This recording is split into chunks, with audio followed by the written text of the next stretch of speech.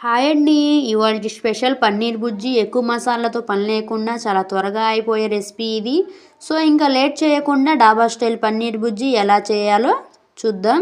ప్యాన్లో 3 spoons oil వేసి పోపు దినుసులు ఫ్రై అయ్యాక ఒక సన్నని ఉల్లిపాయ తరుగు వేసి మీడియం ఫ్లేమ్ మీద ఉల్లిపాయ మెత్తబడే వరకు ఫ్రై చేసుకోవాలి. ఉల్లిపాయలు మెత్తబడ్డాక కట్ చేసుకున్న టొమాటో పచ్చిమిర్చి వేసి టొమాటోల్లో పచ్చివాసన పోయే వరకు వేపుకోవాలి. టొమాటోల్లో పచ్చివాసన పోయాక అల్లం వెల్లుల్లి పేస్ట్, రుచికి సరిపడా ఉప్పు, చిటికెడు పసుపు, గరం మసాలా వేసి ఫ్రై చేసుకోవాలి. మసాలాలు అన్నీ వేగాక మంచి అరోమా వస్తున్నప్పుడు 100 గ్రాములు పన్నీర్ని తీసుకొని మరీ పొడి పొడిగా కాకుండా ఇలా ఈ సైజులో ఉంటే చాలా బాగుంటుందండి.